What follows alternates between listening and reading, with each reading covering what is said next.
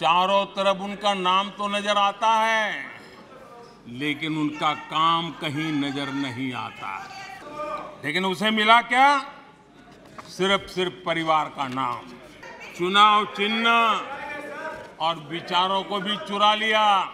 एओ Hume एक विदेशी थे जिन्होंने पार्टी बनाई वोटरों को भुलाने के लिए। गांधी नाम भी 1920 से खेल चल रहा है। आदरणीय अध्यक्ष जी, नाम को लेकर उनका ये चश्मा आज का नहीं है। नाम को लेकर ये जो मोह है ना, वो उनका आज का नहीं है। ये दशकों पुराना चश्मा है। इन्हें लगता है कि नाम बदलकर देश पर राज कर लेंगे। गरीब को चारों तरफ उनका नाम तो नजर आता है, लेकिन उनका काम कहीं नजर नहीं आता। अस्पतालों में नाम उनके हैं, इलाज नहीं है। शैक्षणिक संस्थाएं नाम लटक रहे हैं। सड़कों हो, पार्क हो, उनका नाम। गरीब कल्याण की योजनाओं पर उनका नाम। खेल पुरस्कारों पर उनका नाम। एयरपोर्ट पर उनका नाम। म्यूजियम पर उनका नाम। अपने नाम से योजनाएं चलाई और फिर उन योजनाओं में हजारों करोड़ के भ्रष्टाचार किए। समाज के अंतिम छोर पर खड़ा व्यक्ति काम होते देखना चाहता था, लेकिन उसे मिला क्या? सिर्फ परिवार का नाम। अध्यक्ष महोदय, कांग्रेस की पहचान से जुड़ी कोई चीज उनकी अपनी नहीं है। कोई चीज उनकी अपनी नहीं है। चुनाव चिन्ह से लेकर विचारों तक सब कुछ कांग्रेस अपना होने का दावा करती है, वो किसी और से लिया हुआ है। आदरणीय अध्यक्ष जी, प्लीज माननीय सदस्य, प्लीज सीट पे जाइए। सीट पे।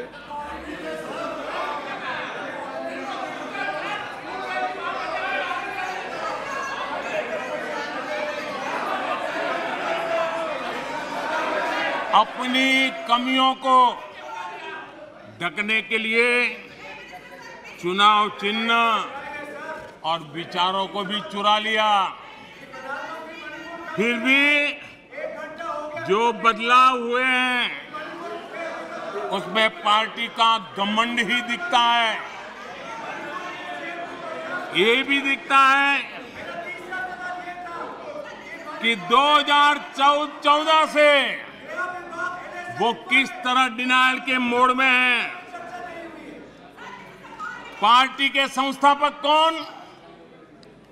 एओ ह्यूम एक विदेशी थे जिन्होंने पार्टी बनाई।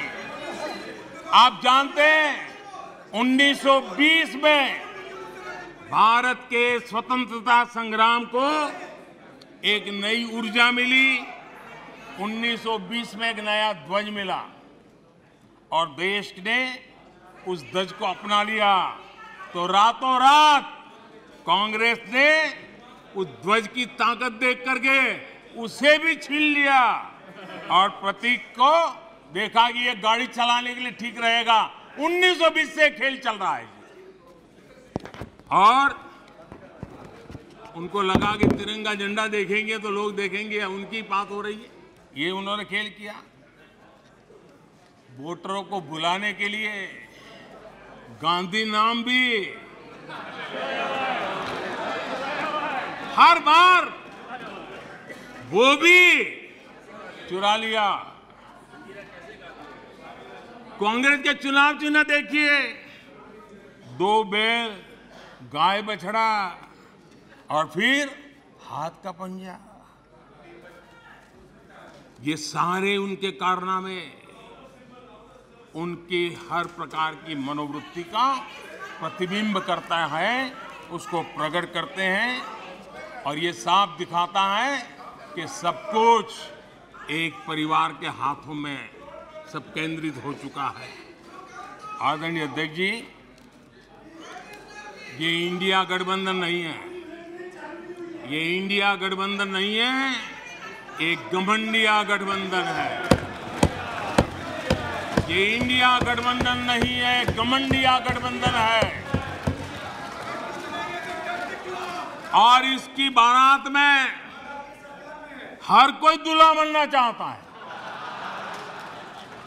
सबको प्रधानमंत्री बनना है।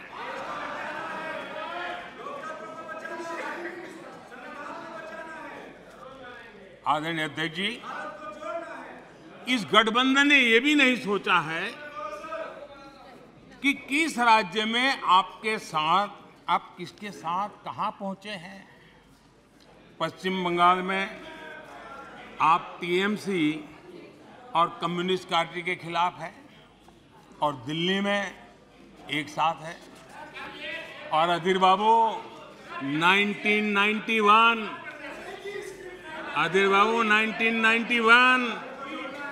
पश्चिम बंगाल विधानसभा का चुनाव इन्हीं कम्युनिस्ट पार्टी ने अधीर बाबू साथ क्या व्यवहार किया था, वो आज भी इतिहास में दर्ज है। खैर 1991 की बात तो पुरानी है। पिछले साल केरला के वायनाड में जिन लोगों ने कांग्रेस के कार्यालय में तोड़फोड़ की, ये लोग उनके साथ दोस्ती करके बैठे हैं। बाहर से तो अपना लेबल बदल सकते हैं, लेकिन पुराने पापों का क्या होगा, यह पाप आपको लेके डूबेंगे। आप जनता जनार्दन से ये पाप कैसे छिपा पाओगे? आप नहीं छिपा सकते हो। और इनको आज जो हालत, इसलिए मैं कहना चाहता हूं, अभी हालात ऐसे हैं, इसलिए हाथों में हाथ।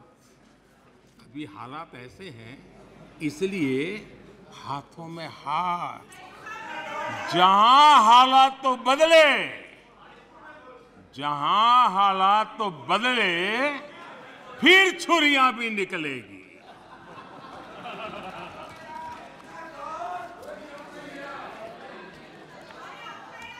आदरणीय अध्यक्ष जी,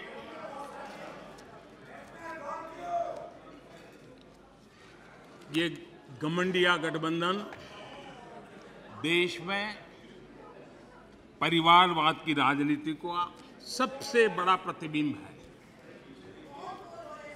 देश के स्वाधीनता सेनानियों ने, हमारे संविधान निर्माताओं ने हमेशा परिवारवादी राजनीति का विरोध किया था। महात्मा गांधी, सरदार वल्लभ भाई पटेल, बाबा साहब आम्बेडकर, डॉक्टर राजेंद्र प्रसाद, मौलाना आजाद, गोपीनाथ बोरदोली, लोकनायक जयप्रकाश, डॉक्टर लोहिया, आप जितने भी नाम देखेंगे, सबने परिवारवाद की खुलकर आलोचना की है। क्योंकि परिवारवाद का नुकसान देश के सामान्य नागरिक को उठाना पड़ता है। परिवारवाद सामान्य नागरिक के, उसके हकों, उसके अधिकारों से वंचित है। इसलिए इन विभूतियों ने हमेशा इस देश पर बात जोर दिया था कि देश को परिवार, नाम और पैसे पर आधारित व्यवस्था से हटना ही होगा। लेकिन कांग्रेस को हमेशा ये बात पसंद नहीं आई। आदरणीय अध्यक्ष जी, हमने हमेशा परिवारवाद का विरोध करने वालों का हमने बराबर देखा है कि उसके प्रति उनकी कैसी नफरत की भावना है। कांग्रेस को परिवारवाद पसंद है, कांग्रेस को दरबारवाद पसंद है, जहां बड़े लोग, उनकी बेटे बेटियां भी बड़े पदों पर काबिज हो। जो परिवार से बाहर है उनके लिए भी यही है कि जब तक आप इस महफिल में दरबारी नहीं बनोगे तो आपका भी कोई भविष्य नहीं है। यही उनकी कार्यशैली रही है। इस दरबार सिस्टम ने कई विकेट लिए, कितनों का हक मारा है इन लोगों ने। बाबा साहब आंबेडकर, कांग्रेस ने जी जान लगाकर 2 बार उनको हरवाया। कांग्रेस के लोग बाबा साहब आंबेडकर के कपड़ों का मजाक उड़ाते थे। ये वो लोग हैं। बाबू जगजीवन राम, उन्होंने इमरजेंसी पर सवाल उठाए तो बाबू जगजीवन बाबू को भी उन्होंने नहीं छोड़ा, उनको प्रताड़ित किया। मोरारजी भाई देसाई, चरण सिंह, चंद्रशेखर जी, आप कितने ही नाम लीजिए, दरबारवाद के कारण देश के महान लोगों के अधिकारों को इन्होंने हमेशा हमेशा के लिए तबाह कर दिया। यहां तक कि जो दरबारी नहीं थे, जो दरबारवाद से जुड़े नहीं थे, उनके पोर्ट्रेट तक पार्लियामेंट में लगाने से इनको झिझक होती थी। 1990 में उनके पोर्ट्रेट सेंट्रल हॉल में तब लगी जब बीजेपी समर्थित गैर कांग्रेसी सरकार सामने आई। लोहिया जी की पोर्ट्रेट भी संसद में तब लगी जब 1991 में गैर कांग्रेस सरकार बनी। नेताजी की पोर्ट्रेट 1978 में सेंट्रल हॉल में लगाई जब जनता पार्टी की सरकार थी। लाल बहादुर शास्त्री और चरण सिंह, उनका पोर्ट्रेट भी 1993 में गैर परिवार की सरकार में लगा। सरदार पटेल के योगदान को भी कांग्रेस ने हमेशा नकारा। सरदार साहब को समर्पित विश्व की सबसे ऊंची स्टैच्यू ऑफ यूनिटी प्रतिमा बनाने का गौरव भी हमें प्राप्त हुआ। हमारी सरकार ने दिल्ली में पीएम म्यूजियम बनाया, सारे पूर्व प्रधानमंत्रियों को सम्मान दिया। पीएम म्यूजियम दल और पार्टी से ऊपर उठकर सभी प्रधानमंत्रियों को समर्पित है। उनको ये भी नहीं पता रहा है क्योंकि उनके परिवार के बाहर का कोई भी प्रधानमंत्री बना हो वो उनको मंजूर नहीं है, वो उनको स्वीकार नहीं है।